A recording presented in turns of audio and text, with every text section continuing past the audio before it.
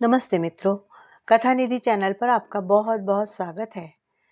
हमारी मृदुला सिन्हा जी की कहानियों की श्रृंखला में हम आज उनकी कहानी पढ़ेंगे, घर का वैरागी। मृदुला जी हिंदी की वरिष्ठ साहित्यकारा हैं। मिलने वाला प्रत्येक व्यक्ति, परिवार, जीवन में होने वाली सारी परिस्थितियां, ये सब उनके लिए कहानी का एक कथानक बन जाया करते हैं। लगभग 40 दशकों से देश विदेश के सघन दौरों के दौरान सहस्त्रों से उनका मिलना हुआ है। देश के चप्पे चप्पे और व्यक्तियों में वे साहित्य का विषय ढूंढी लेती हैं। उनकी जीवन यात्रा पगडंडी से शुरू होकर आज गोवा के राजभवन तक जा पहुंची है। प्रस्तुत कहानी मृदुला सिन्हा जी की एक लोकप्रिय कहानी है। तो चलिए कहानी शुरू करते हैं। घर का वैरागी। मना मना कर थक गई थी कनकलता। पति पर उसके मान मनव्वल का कोई असर ही नहीं हुआ। तब आखिर उसने हार कर हरि किशोर जी को, जिन्हें 25 वर्षों से उसने अपना मुंह बोला भाई बना रखा था, बुलावा भेजा। प्रथम तो हरि किशोर जी ने कनकलता को ही उसके पति के हठी स्वभाव के कई प्रसंग याद दिलाने प्रारंभ कर दिए। फिर कनकलता के मुंह पर तिर आई निराशा को सहलाते हुए बोले, तुम्हारी खातिर एक बार बात करके देखता हूँ। मेरी समझ से तो तुम दोनों को अब बेटे के पास ही जाकर रहना चाहिए। आज बेटे बहू को तुम्हारी जरूरत है, कल तुम्हें भी उनकी जरूरत पड़ने ही वाली है। आखिर बुढ़ापा बिना बच्चों के सहारे के बिताया जा सकता है क्या? जवानी में पेड़ लगाए जाते हैं ताकि बुढ़ापा उसकी छाया में काटा जाए। मुझे देखो, जिंदगी भर मेरे इशारे पर परिवार के सब सदस्य नाचते रहे। आज मैं अपने बेटे के इशारे पर रेंगता हूँ। सत्ता का हस्तांतरण तो करना ही पड़ता है। धन दौलत, घर गृहस्थी के साथ परिवार का नेतृत्व भी हस्तांतरित हो जाता है। और ऐसे ही होता है घर में रहकर वानप्रस्थी होना। इसे जो जितना पहले स्वीकार कर ले वही सुखी हो जाता है। भाई साहब, मैं तो सब समझती हूँ। गलत स्थान पर अपने विचार बिखेरने के एहसास से झेंपते हुए हरि किशोर जी बोले, ठीक है, आज ही मैं उनसे मिलूंगा। कहाँ है वे? और कहाँ रहेंगे? हरिद्वार के कोई सन्यासी आए हुए हैं। कल से ही न खाना न पीना, उन्हीं की जी हजूरी में लगे हुए हैं। दिल्ली से बहू की 3-3 चिट्ठियां आ गई। कल तो तार भी आया है। बहू का 8वां महीना लगा हुआ है ना। अब तो किसी समय भी। कनकलता के चेहरे के झुर्रियों में तनाव आ गया था। मोहन बाबू के वंश वृक्ष की नई कोपल को प्रस्फुटित होते देखने की प्रफुल्लता के कोमल किसलयों को दूसरे क्षण रोंद दिया था पति हट के एहसास ने। आनंद, चिंता और भय मिश्रित भाव में डूबती उतराती कनकलता को हरि किशोर जी ने आशा बंधाई। मैं गांव के 3-4 बुजुर्गों को लेकर उनके पास जाता हूँ। मानेंगे कैसे नहीं, देखना, सन्यासी जी भी हमारा ही समर्थन करेंगे। उनकी सलाह तो मानेंगे ना वो। कनकलता भावातिरेक में एक बच्ची की भांति हरि किशोर जी की बाहें पकड़ झकझोर गई। भाई साहब, अभी जाइए ना। मान गए तो आज शाम की ट्रेन से ही निकल जाएंगे हम लोग। वे लोग हमारी राह देख रहे होंगे। मैंने तो सब सामान तैयार कर लिया है। सरसों का पुराना तेल, मधु, कजरौटा, अजवाइन, पुराना चावल, मूंग मसूर की दाल, सब बांध लिया है। पुरानी धोतियां भी धुलवा कर रख ली हैं। हरि किशोर सिंह कनकलता के चेहरे पर नजर टिकाए उसकी बेसब्री माप रहे थे। उनके होठों तक एक सीख उभर आई। कनकलता जी, ये सब सामान पुराने हो गए। शहरी लोग अब इनका इस्तेमाल नहीं करते। तुम्हारी बहू अपने बच्चों को सरसों का तेल नहीं मलने देगी। काजल लगाने के लिए भी अब डॉक्टर मना करते हैं। उन्होंने अपनी सलाह को होठों के बीच मसल दिया। रंग में भंग जो हो जाता। बोले, अभी जाता हूँ।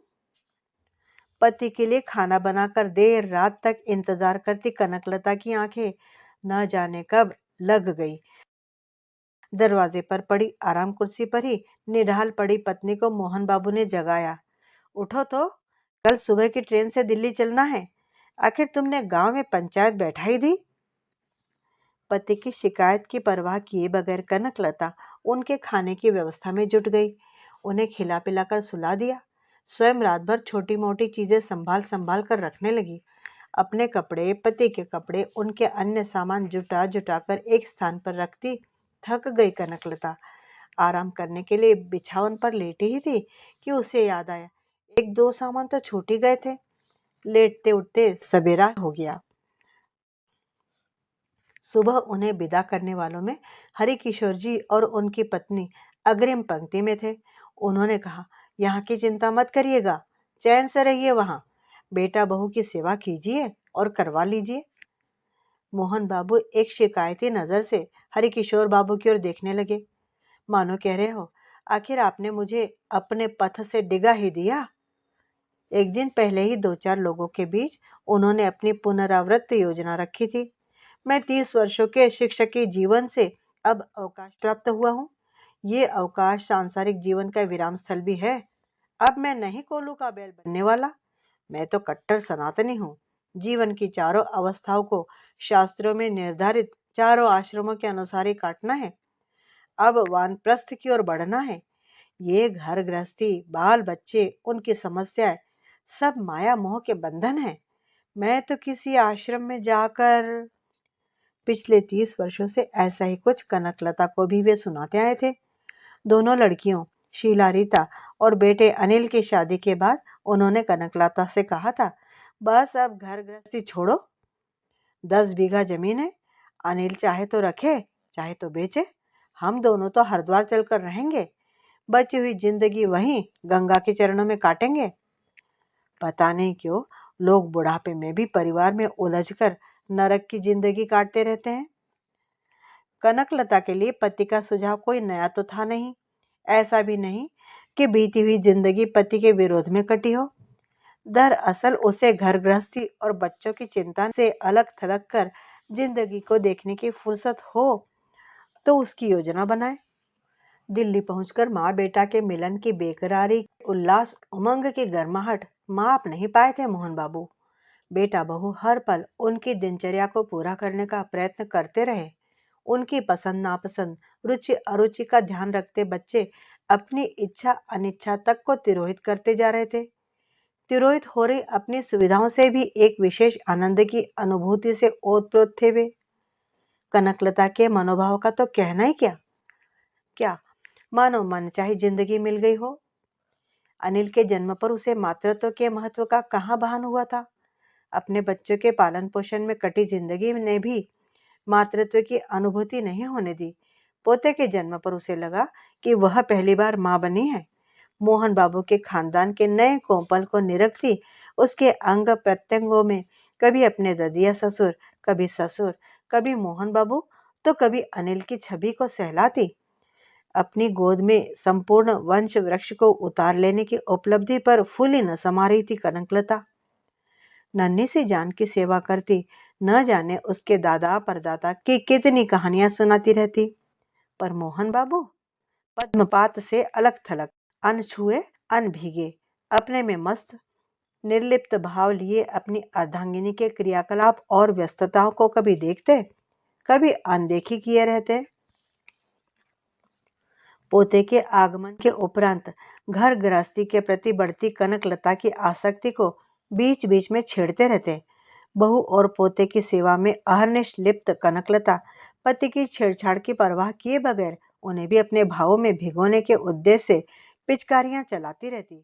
देखो तो, इसकी उंगलियां बिल्कुल तुम्हारी तरह है ना, और नाक नाक तो तुम्हारे पिताजी की तरह है, बिल्कुल मेरे ससुर जी की तरह। और आंखें आंखें देखो, है ना अनिल की। ऐसा ही था ना अनिल 30 वर्ष पूर्व। तुम्हारी माताजी को कितनी परेशानी उठानी पड़ी थी इसे पालने पोसने में। सच, उनकी साड़ी तो कभी सूखती ही नहीं थी। मेरी गोद में कहाँ देती थी, बस दूध पिलाने भर के लिए मैं माँ थी। याद है ना तुम्हें। माँ तो मैं अब बनी हूँ, और तुम्ही कहाँ पिता बने थे तब। कभी हाथ भी लगाया था अनिल को। दरवाजे पर पिताजी इसे खिलाते रहते थे। एक बार उनके सामने तुम्हें बाबूजी कह गया था। कैसे शर्मा गए थे तुम। मोहन बाबू कहाँ भीगने वाले थे, न बेटा बहू की सेवा से, न नैसर्गिक सुख में डूबी पत्नी के मन के उड़ते छींटों से, और न उसकी रुचि अरुचि का ध्यान रखती बहू की सेवा से। यह भी कनकलता की कला थी, उसने बहू को सब सिखा दिया था। मोहन बाबू की चाहत, अनचाहत, नाज और नखरे। उस दिन कनकलता की गोद में मुन्ना ने शौच कर दी।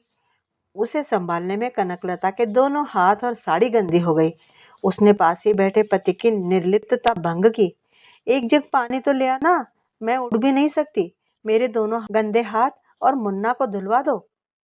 तुम मुन्ना को पकड़ लेना, फिर उठ पाऊंगी। जैसे कई दिनों बाद मोहन बाबू के मानस मंथन को किनारा मिल गया हो। मन ही मन बुदबुदाए, अब तो हद हो गई। इस औरत के मायाजाल में नहीं फंस सकता। अभी चला जाऊंगा। उनके अंदर जाकर पानी लाने का इंतजार करती रही कनकलता। मुन्ना का चिल्लाना जारी था। उसने बहलाना चाहा। अरे अरे, नहीं नहीं, अभी दादाजी पानी लाते हैं, मुन्ना को धुलवाएंगे, फिर राजा बेटा बन जाएगा मुन्ना, फिर पाउडर लगाएंगे। बस बस, आ गए दादाजी। दादाजी कहाँ आए? वे तो दूसरे दरवाजे से चले गए थे। सिद्धार्थ ने जवानी में ही गृह सुख से मुख मोड़ लिया था, तभी तो बोध पाई। मोहन बाबू की तो 3/4 से अधिक जिंदगी बीत चुकी है। अब और कितना फंसना। बंधन मुक्त होकर निकल गए। कनकलता के इंतजार की अवधि लंबी हो गई। बेटा बहू को तसल्ली दिलाती, पोते को उसके दादा परदादा की कथा लोरियों में गाकर सुनाती। पति के सुखी होने की कामना करती कनकलता ने इंतजार तक करना छोड़ दिया था। हरि किशोर जी किसी काम से दिल्ली आए थे। उन्होंने बड़े दुखी मन से बताया, तुम लोगों के चले आने पर बटाईदार भी मनमानी करने लगा है। मेरी सुनता कहाँ है? 2 बीघे में गेहूं लगाया था। इस साल फसल भी अच्छी हुई है। तुम्हारे हिस्से का केवल 5 मन गेहूं दिया उसने। आम के बगीचे में 5 पेड़ लद कर फले हैं। दिल्ली आते समय पूछने पर कहने लगा, कह दीजिएगा इस साल 10-5 टिकोरे लगे हैं। स्थिर मना कनकलता ने हरि किशोर जी को तसल्ली दिलाई। भाई साहब, बगिया मेरे ददिया ससुर का लगवाया हुआ है। अब और कितने दिन फलते रहेंगे वे पेड़? बूढ़े हो गए, क्या उनके जीवन में सन्यास का विधान नहीं है? उसके प्रश्न के तेज से सिहर गए हरिकिशोर जी। उनकी सिहरन से भीग उठी कनकलता बोली, ददिया ससुर के दादा ने अपने घर आंगन में भी पेड़ लगाए थे ना। देखिए ना, उनके वंश वृक्ष पर लगा नया फल। मैं तो इसे सींचने पालने पोसने में लगी हूँ। बस ये चलने भर लगे, फिर गांव जाऊंगी। फसल तो अगले साल भी लगेगी, संभालूंगी। पेड़ अगले साल भी फल देंगे, पर वंश वृक्ष पर तो कभी कभी फल लगते हैं ना। इनकी देखरेख हो तो। सुनते सुनते हरिकिशोर जी का गला भर आया था। कनकलता के जीवन दर्शन ने उनके अंतर्मन को छुआ था। बोले, संसार तुम्हारी जैसी माता बहनों से ही गतिमान है। हम पुरुष लोग तो जीवन की व्याख्या भर करते रहे हैं। तुम लोग जीवन की रचना और रख रखाव में सदियों से लगी हो। धन्य है ये नारियां, ईश्वर की अनुपम देन, सृष्टि को अक्षुण्ण रखने में संलग्न। कनकलता अटकते हुए बोली, भाई साहब, यह सब तो ठीक है, लेकिन मैं चाहती थी कि आप एक बार हरिद्वार जाते। वहीं किसी आश्रम में मिलेंगे वे। मैं केवल सुनना चाहती हूँ कि वे सकुशल है। अनिल और बहू बहुत परेशान हैं। उनके घर छोड़ने का कारण अपने को मानकर दुखी हो रहे हैं। अपने को ही दोषी मानते हैं। थोड़ा विराम देकर बोली, सच तो ये है कि जब से उनकी माताजी का स्वर्गवास हुआ, बच्चों के लिए मेरी ममता के वे भी हिस्सेदार हो गए हैं। जब तक मात्र पति थे, मेरी ओर से भी शिकवे शिकायतें थी। अब तो हर पल सोचती हूँ, उनके मन और शरीर को कोई कष्ट न हो। मेरे लिए जैसा अनिल, वैसे ही वे। अनिल तो जवान है, कष्ट झेल लेगा। उनका शरीर। कनक कनकलता की आंखें कहते कहते भीग गई थी। हरि किशोर जी ने शास्त्रों में नारी के विभिन्न रूपों का वर्णन पढ़ा था। साक्षात मातृत्व का दर्शन कर अपना जीवन धन्य कर रहे थे, ऐसा प्रतीत हुआ उन्हें। बाबा बाबा बाबा के तुतले स्वर ने दोनों को चौंकाया। उसके बाबा की बात हो रही थी तो बीच में बैठा वह क्यों चूकता? और उसने तो अभी केवल बाबा कहना ही सीखा है। कनकलता मुन्ना को गोद में उठाकर बहलाने लगी। हाँ मेरा राजा बेटा, बाबा बाबा आएंगे बाबा। मुन्ना को कंधा पर बैठाकर बाजार ले जाएंगे, चीज खरीद कर देंगे, फिर बड़ा होकर उनकी लाठी बनेगा मेरा राजा बेटा। हाँ हाँ बाबा, बाबा। मुन्ना क्या समझे कनकलता के भाव। हरि किशोर जी अवश्य डूब गए थे। कनकलता की आंखों की कोरों तक छलक आए जल में। कनकलता ने बड़ी सावधानी से उस जल को बूंद बनने से रोक लिया। हरि किशोर जी ने स्वर धीमा कर पूछा, आपको यहाँ कोई परेशानी तो नहीं? दिन भर बच्चे की देखभाल करते थक जाती होंगी। अरे भाई साहब, आपके भी पोते पोती हैं, कभी उनके साथ खेलते दिन बिताकर देखिए। समय भी कटेगा और नई स्फूर्ति भी मिलेगी। ये तो भगवान स्वरूप है।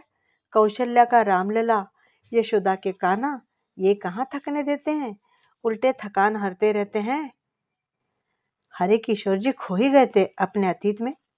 पिछले वर्ष जब बीमार पड़े थे, एक वैद्य जी ने उन्हें सलाह दी थी, घर में पोते पोती है ना, उनके साथ खेला करो। दवा की जगह खेलने का सुझाव हरि किशोर सिंह को बड़ा अटपटा लगा था, पर आज कनकलता के चेहरे पर घिर आई लालिमा में उस सुझाव का जीवंत स्वरूप देख अभिभूत हो रहे थे। दिन बीतते गए। मुन्ना दादी को ही माँ माँ कहने लगा था। उंगली पकड़कर चढ़ने लगा। सहारे के बिना खड़ा होने चलने की शुरुआत कर दी। कनकलता को अब अपनी खानदानी जमीन जायदाद, पुश्तैनी भूमि पर बने घर की याद सताने लगी। उसने एक दिन अनिल से कहा, बेटा अब मैं गांव लौटना चाहती हूँ, वहां भी सब देखना भालना होगा ना। माँ, लेकिन वहां तुम अकेले कैसे? बेटा, गांव में कोई अकेला नहीं होता। मेरे जाते ही आस पड़ोस के लोग आ जाएंगे, और आदमी तो अकेला ही आया है, अकेला ही जाएगा। फिर घर में रहते हुए जाने की तैयारी भी करते रहना पड़ती है। अनिल ने कहा, ऐसा करते हैं, 1 महीने की छुट्टी लेकर हम सभी गांव चलते हैं। खेती बाड़ी, घर द्वार की व्यवस्था करके सब यहीं लौट आएंगे। फिर मैं 6 महीने पर गांव जाया करूंगा। तुम्हें अब अकेले नहीं छोड़ूंगा। नहीं रे, जिंदा रहने के लिए मुझे गांव में कुछ दिन रहना ही पड़ेगा। मैं ही 6 महीने में आ जाया करूंगी यहाँ। लेकिन मुन्ना के बिना तुम्हारा जी लग जाएगा बेटा। संसार में माया मोह से कभी तो मुक्त होना ही होगा। वहां भी आसपास के बच्चे हैं, गरीब के हुए तो क्या, है तो भगवान के रूप ही। वे सब दिन भर घेरे रहते हैं मुझे, चीनी या गुड़ की छोटी गोलियों से ही खुश। कहानी सुनने की गरज से छोटे हाथों से मेरे बड़े बड़े काम कर देते हैं। तुम्हारे आने की बात बताती थी तो बेसब्री से पूछते थे, फिर कब आओगी? मैंने उन्हें ढाढ़स बंधाया था, जल्दी लौटूंगी। तुम्हारे यहाँ जरूरत थी, आ गई। अब उन्हें मेरा इंतजार होगा। वहां जाने दो। मनुष्य वहीं जाए जहां उसकी जरूरत हो। तभी तक ठहरे जब तक ठहराव उपयोगी हो, वरना बोझ न बन जाए। अनिल निर्निमेष माँ के चेहरे की झुर्रियों से झरते ज्ञान में डूब रहा था। जहां जीवन दर्शन, गीता दर्शन उतर आए थे, छठी सातवीं तक पढ़ी उसकी माँ ने कभी गीता और उपनिषद को हाथ भी न लगाया था। वह तो मात्र उन ग्रंथों के आदर्शों को जीती भोगती रही है। बोला, ठीक है माँ, मैं अगले सप्ताह की छुट्टी ले लेता हूँ। मुझे भी गांव गए बहुत दिन हो गए। कनकलता के मानस में अब गांव, घर, पुश्तैनी, खेत खलिहान और बगीचे थे, जिसकी देखभाल और लालन पालन में अपने बच्चों और मुन्ना की तुलना में उसने किसी माने में कोताही नहीं बरती थी। उसके जीवन में सवाल केवल समय की प्राथमिकता का था। जिंदगी के बीते दिनों के जोड़ घटाव, परिवारजनों के सहयोग के गुणनफल निकालता उसका मानस पति की निर्लिप्तता में आकर उलझ जाता था। धूल धूसरित पांव लिए मुन्ना आकर गोद में बैठ गया। थोड़ी देर खेलती रही उससे। वह समझे न समझे उसे अपने गांव जाने की बात सुनाती रही। उसे खिलौने में उलझाकर बाथरूम चली गई। मुन्ना सोफा से नीचे गिर गया था, चिल्लाने लगा। अब वह कैसे बाहर निकले, और कुछ ही क्षणों में मुन्ना का रोना बंद हो गया। उसे अचंभा और भय भी हुआ। दरवाजा खुला रह गया था। कहीं कोई बाहरी व्यक्ति आकर वह झटपट बाहर निकल आई। मुन्ना वहां था ही नहीं।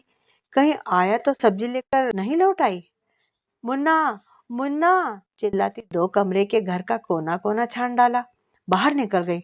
सामने सड़क के पार पार्क में एक पेड़ के नीचे गंदे कुचैले गेरुआ वस्त्रधारी जटाजूट बढ़ाए कोई अनजान आदमी मुन्ना को उछाल रहा था। कनकलता दौड़ती हांफती उस तक पहुंची। उस व्यक्ति ने मुन्ना को जो ही कलेजे से चिपकाया, पीछे से कनकलता झपट पड़ी। कौन हो तुम? चोर उचक्का, बच्चा चुराता। थम गई कनकलता, भाव थम गए। आंखें तो वही थी, चिरपरिचित। भाव बदल गए थे। उन आंखों को थामे चेहरे का हुलिया बदल गया था। मोहन बाबू कनकलता से नजर न मिला पाए, पर उनकी आंखों की कोरों में छलक आए जल की गहराई मापने में कनकलता को एक क्षण का भी समय न लगा। समय को बांधने की व्यग्रता, 30 वर्षों के प्रयास को सार्थक बनाता समय, पत्नी से गुरु की गुरता प्रदान करता समय, न शिकवा न शिकायत, बिना किसी आग्रह के आगे बढ़ी कनकलता। मुन्ना को थामते हुए मोहन बाबू अनुगामी बन गए। कनकलता पानी ले आई। हारे थके मोहन बाबू को स्नान ध्यान से भी पहले उन्हें कनकलता को अपनी सुनाने की पड़ी थी। पहले सुनो तो। नहीं नहीं, मैं कुछ नहीं सुनूंगी, पहले नहा धोकर कपड़े बदलो। कपड़े बदल गए थे। सफेद लंबी दाढ़ी बच गई थी। खाने की मेज पर खाना परोसकर बैठने से पूर्व कनकलता ने आया से कहा, थोड़ी देर के लिए मुन्ना को बाहर ले जाओ, ये खाना खा ले फिर। नहीं नहीं, उसे भी यहीं बैठने दो। मोहन बाबू ने मुन्ना को भी अपनी थाली के सामने मेज पर बैठा लिया और मुन्ना के मुंह में बाबा की बंधी उंगलियों से कौर डलते रहे और बाबा के मुंह में मुन्ना की बिखरी हुई उंगलियों से अन्न के दाने गिरते रहे। मोहन बाबू ने पोते को सुनाना प्रारंभ किया। अरे मुन्ना, क्या सुनाऊं तुम्हें। 1 वर्ष दर दर भटकता रहा, मंदिर मंदिर, आश्रम आश्रम। जहां गया मुझे नया समझा गया। मेरे नाज नखरे, मेरी सही गलत आदतों की किसी को चिंता नहीं। एक साधु ने कहा, ये जाओ कुंभ से पानी ले आओ। नए आए हो ना, तुम्हें यहाँ की रीति नहीं मालूम, तो सुन लो। भोजन कक्ष में रहना है, सबको भोजन करा के तब स्वयं भोजन करना है। फिर रात्रि को बड़े महात्मा जी के पांव दाबने हैं। सुबह जल्दी उठकर अब खाओ भी। आधा घंटा बीत गया। झटपट थाली साफ कर दी मोहन बाबू ने। थोड़ा और प्रसाद मिलेगा? हाथ में प्लेट उठाकर बोले थे मोहन बाबू। और फिर तो पूछ पूछ भर भर खिलाया कनकलता ने। खाने और खिलाने वाले दोनों के जी भर गए। फिर कथा वाचन। अपनी कथा सुनाते न थक रहे थे मोहन बाबू। शाम को लौटे बहू बेटे की खुशी के तो क्या कहने। अनिल बोला, पिताजी मैंने छुट्टी ले ली है, कल माँ को गांव छोड़ने जा रहा हूँ, आप यहीं रुकिए। न तुम न तुम्हारी माँ, मैं जाऊंगा गांव। खेत खलिहान और बगीचे की व्यवस्था करके वापस आ जाऊंगा। यहीं रहूंगा तुम लोगों के साथ। लेकिन 2-4 दिन खा पी तो लेने दो, पोते के साथ खेल तो लेने दो। कनकलता ने पति के निर्णय में बहू बेटा को जी भरकर आनंद लेने दिया। फिर बोली, नहीं, अभी हमारे हाथ पर चलते हैं। खेती बाड़ी के संग अपना और भी बहुत कुछ है गांव में। हम जोलियों को कैसे छोड़े। 2-4 महीने में हम आते ही रहेंगे और जब हाथ पैर थक जाए फिर तो। माँ, अनिल फिर भीग गया था माँ के व्यवहारिक ज्ञान सागर में। मोहन बाबू का क्या, उन्हें तो बस अब वही करना है जो कनकलता कहेगी। और उसने कब मना किया है उन्हें घर में रहकर वैरागी बने रहने से। मित्रों, अभी आप सुन रहे थे घर का वैरागी, इस कहानी को जिसे मृदुला सिन्हा जी ने कलम दी है। कहानी आपको कैसी लगी कमेंट बॉक्स में लिखिएगा जरूर। चैनल को लाइक और सब्सक्राइब भी कर लीजिएगा। कहानी सुनने के लिए बहुत बहुत धन्यवाद। आपका दिन